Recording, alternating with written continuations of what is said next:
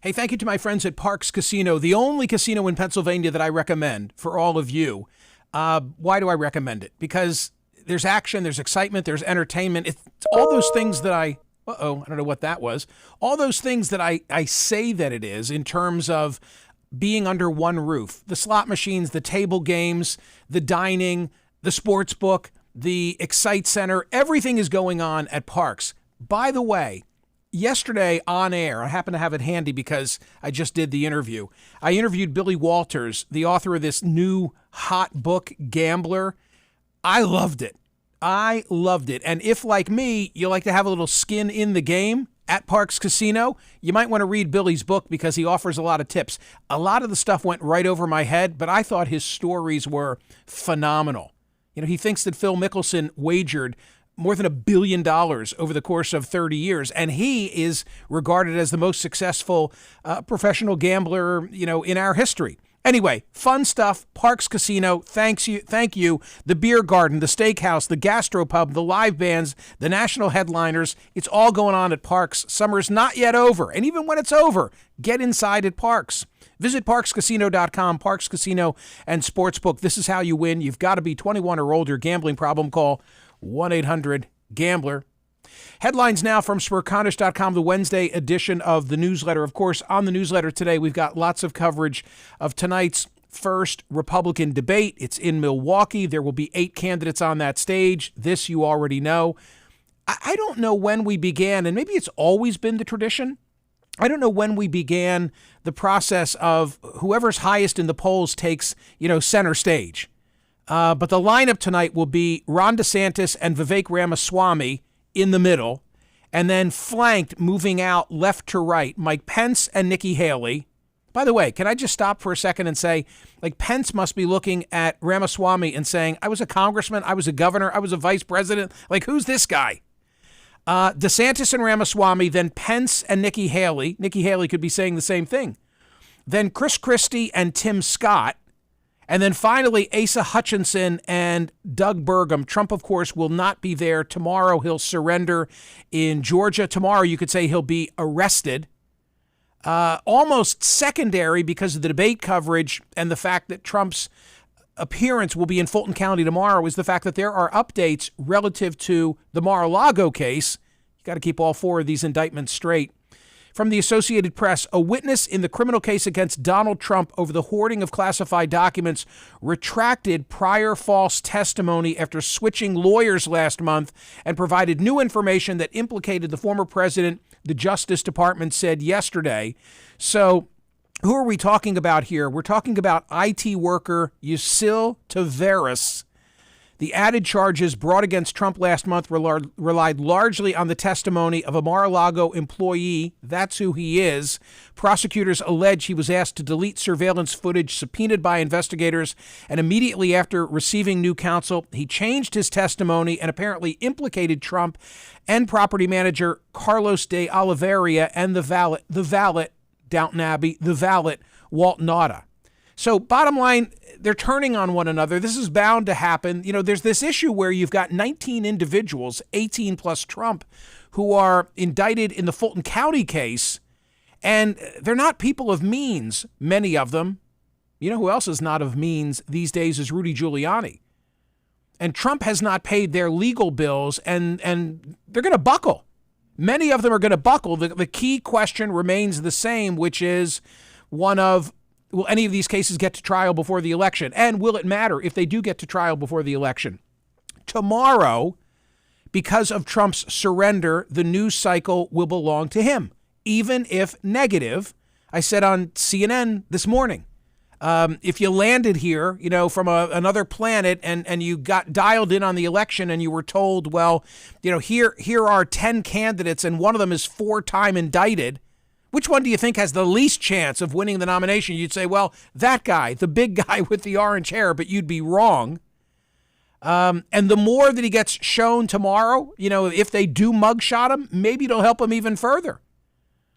Relative to tonight, I've been saying that I anticipate a circular firing squad. despite the fact that, Trump is in this commanding position, 62% of the vote, according to CBS News.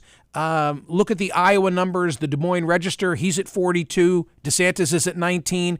Despite the fact that Trump is in that most prominent position and is 4 times indicted, my gut is it'll be a circular firing squad, and that most of the attention tonight will be focused on DeSantis and Vivek Ramaswamy, which just doesn't make sense. I mean, okay, so you get Ramaswamy's vote. Where was Ramaswamy in this? He's at 7%. Like, if all of Ramaswamy's vote goes to Mike Pence, or if Chris Christie takes out Ron DeSantis, okay, well, where are you now? Donald Trump is still the 800-pound gorilla in the room. Are they going to fight each other in a circular firing squad, or will they go after Trump? They probably won't go after Trump because, they're afraid of the base. And the base heretofore has been standing lockstep with Donald Trump, even though you've heard me argue that I think that many members of the base would be more open to moving on from Donald Trump if not being told that they have to do so by prosecutors. I laid the whole thing out. Dr. John Shane from John Jay College, he's a criminal justice expert. He's done research on, what happens in a domestic dispute when the police arrive. You've heard this from me before, that oftentimes you get the family members who are fighting suddenly turning on the interloper, the outsider. And in my model, the interloper, the outsider, are 4 prosecutors in this case. And when Republicans are told this is what you must do, you must abandon Donald Trump, then it's like, hey, screw you. We're going to rally around the flag, and the flag in this case is Trump. The longer the prosecutors tell the public that they can't have Trump, perhaps the more Republicans are going to want to have him. What do you think of my idea of mutually assured destruction? The MAD concept, what kept the United States and the Soviets from using nukes against one another is the idea that each had the opportunity to take out the other, right? Therefore, nobody did anything. Maybe it's a bad analogy, but I'm thinking like tonight, Asa Hutchinson and Chris Christie are willing to take on Donald Trump if given the opportunity. The rest of them want to sit on their hands. So what if there were a pact among them? Okay, any one of us who steps out, we're afraid of getting harmed by the base. Look at Mike Pence. I mean, Vice President Mike Pence, he bypassed an opportunity to testify in front of the January 6th Commission, citing constitutional grounds. I think it would have made a difference had he testified back then, and the timing wouldn't have been as suspect as it is now with these prosecutions. But Pence has been very timid with regard to Donald Trump. So what if all of them tonight, including Pence, decided we are each going to, when Martha McCallum or Brett Baer raises an issue about Donald Trump, we're all going to seize the opportunity and we're all going to be critical of Donald Trump, not just Asa Hutchinson and not just Chris Christie. A mutually assured destruction pact. We're all going to be on the same territory. So no one is going to get blamed by the base because the base would have to blame everybody. Who's with me? I don't think anybody would be with me. But it's fun to think about, isn't it? It's interesting to think about. Poll question today at Smerconish.com. Who will most distinguish themselves in the first GOP presidential debate? One of your choices is none. And I expect that none will get a lot of votes. I went back and made sure to look up the word distinguish because I'm not necessarily meaning in a good way. I just mean like tomorrow, who are we going to be talking about? Chris Christie getting a lot of votes. Doug Burgum, Chris Christie, Ron DeSantis, Nikki Haley, Asa Hutchinson, Mike Pence, Vivek Ramaswamy, Tim Scott, or none of the above. Who will most tonight? Today is predictive. And then tomorrow's poll question, unless there's other news that catches my attention, tomorrow's news will be, well, who did?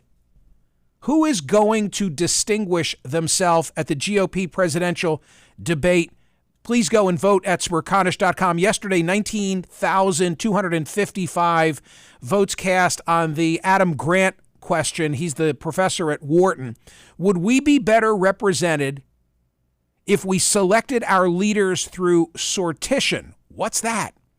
A random lottery from a pool of candidates. 80.43% are not buying the methodology of the Athenians. Yeah, I mean, this is not something created out of whole cloth. This is the way the ancient Greeks ruled themselves. But people are not up for this. It was an 80-20 vote of the nearly 19,000 who voted. Also, look at the exclusive content today from Dick Newbert. Is our democracy slipping away? He's the editor of the Legacy1776.com project. He illuminates the dwindling public trust in America's democratic institutions and warns of the dangers when citizens feel detached from their government. Other headlines at Smerconish.com today. Vivek Ramaswamy, who I expect for reasons that I've already identified, the circular firing squad taking hold tonight. He's being called on the carpet. I think there's a lot of opposition research about Vivek Ramaswamy.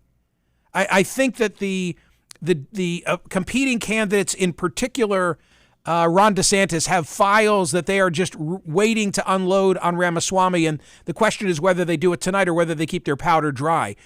Tonight, he'll probably be held accountable for his recent statements about 9/11.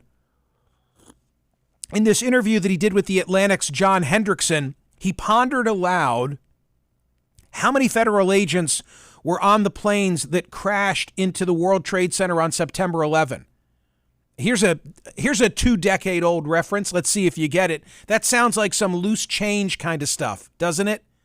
It makes you wonder what level of conspiracy theory does he buy into with regard to September 11. But maybe worse for Ramaswamy is that he then denied that that's what he said, so the Atlantic reporter then outed him with the audio, which proved to be a bit embarrassing. Thinking 9/11, thinking airlines, can I also say that yesterday at Smerconish.com, oftentimes newspapers, they're ahead of themselves. They put something online, then it shows up in the print edition. Oftentimes at Smerconish.com, I'm publishing from the electronic version, and then I see it in the newspaper. I'm like, oh, we already covered this.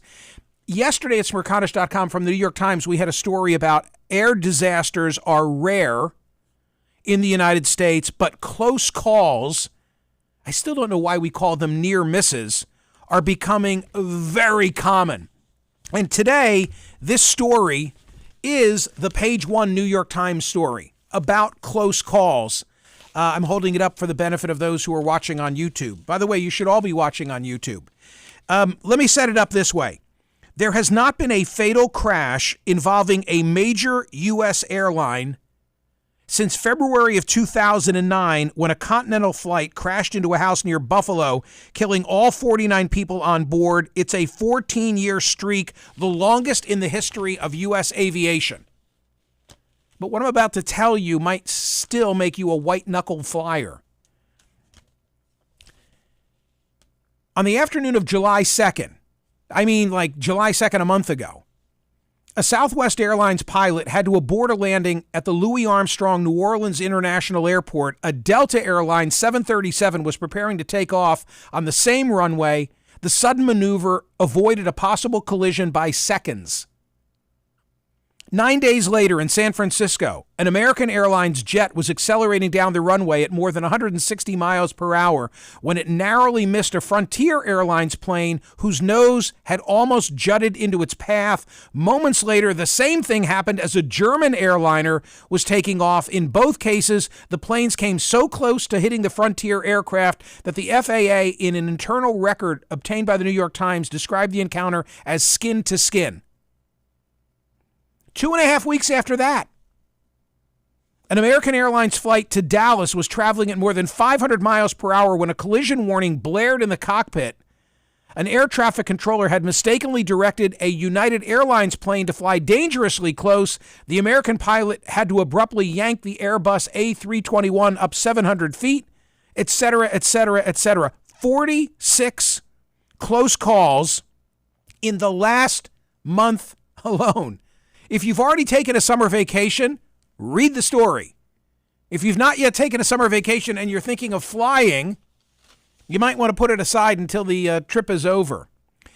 More headlines from Smerconish.com, the Wednesday edition of the newsletter, still with a political theme in mind. Josh Shapiro, the heretofore popular governor, first-termer, recently inaugurated governor of Pennsylvania, already going to New Hampshire.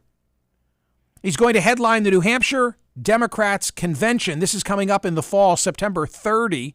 Current polls show that both Biden and Trump have significant primary leads in New Hampshire. A recent Emerson College poll displays Biden leading Trump by 7 in New Hampshire. Why is Josh Shapiro going there? Well, he's a rising star, and they want him there. And I'm sure for his part, every time he hears Gavin Newsom's name, he probably thinks to himself, why not me? Why not me? You know who's benefiting from the Trump indictments so far?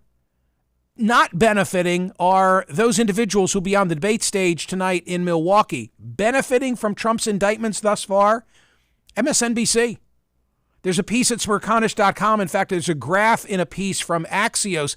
I always have to begin by saying this. Fox is the 800-pound gorilla. I'd be lying through omission if I didn't acknowledge that, given my own position at CNN. Fox is the ratings leader, but recently MSNBC has really given Fox a run for its money. CNN, sadly to me, in third position, but it's MSNBC's primetime ratings that have surged mainly due to their coverage of former President Trump's multiple indictments. And I'm not telling tales out of school because I've discussed this on radio often here on POTUS, but I don't think that therefore, you can out MSNBC from the left. In similar fashion, I don't think you can take market share from Fox News by it's almost like a political campaign, by going after Trump on the right. OAN and Newsmax, they got a little share when people were upset after Arizona being called for Trump in the 2020 election, but they've not really made a dent in Fox. Fox just rolls on. And by the way, the parts assembled by Fox are interchangeable. Tucker Carlson, gone. They're still thriving. Bill O'Reilly, people thought when O'Reilly left Fox, what would happen to Fox? Fox is fine. They've got a formula. What are you getting at, Michael? What I'm getting at is that the market share to be had is right here. Among independently minded critical thinkers. You don't need. Are we not proving here on a day-to-day basis, both on POTUS and on my Saturday morning program on CNN, that you don't need to be ideologically driven because most Americans aren't? And yes, there's passion in the middle, and that's the turf that needs to be pursued. I think so. That's what I think when I read that Axios story about MSNBC. Michael Wolff, you remember him? He wrote a Trump book. What was it called? Fire and Fury, I think. Michael Wolff's got a new book coming out in the fall titled The Fall, The End of Fox News and the Murdoch Dynasty, already getting a lot of attention. I imagine the argument is going to be a combination of factors of the residual from what happened, in the fallout from January 6th and attrition of the Fox audience. And something else I've got to get to. We have the audio of this, but you must watch the video. We link to it at Smerconish.com. You know the story from Kansas about the Marion County Record? The 98-year-old mother of the newspaper's publisher, her name Joan Meyer. A search warrant gets executed at her house.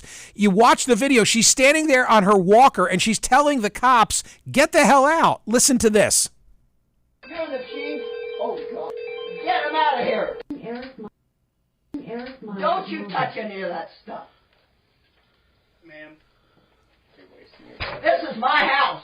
I know, you're wasting your breath. Ma'am, we'll be out of here pretty quick. Get them out of here. They're here. Police chief. You're the chief. Oh, God.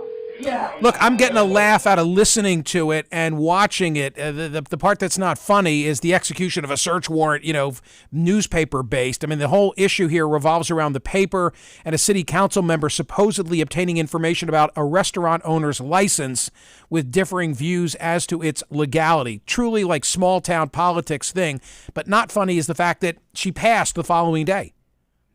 And her surviving son says it was a result of the stress that was brought on by this. All right, other things at Smerconish.com that I don't have time to get to in detail that you don't want to miss.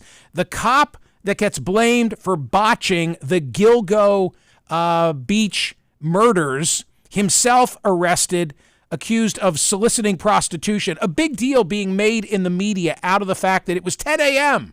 I thought that was kind of funny. Like, he was arrested for soliciting, and it was just 10 a.m. Who cares? Maybe it was 10 p.m. Is there really a difference? Speaking of which, there's a USA Today analysis from Dr. Catalina Lawson, a PhD licensed psychologist. The benefits of sober sex. Here's a line that jumped off the page at me. Over 4 million adults in the U.S. regularly turn to alcohol before sex. Yeah, 4 million. How many read that or hear that and say, wait, we're a country of 300 million, are we not? Only 4 million? Go vote at Smerconish.com on today's poll question. Who will most distinguish themselves on that GOP debate stage tonight? See ya.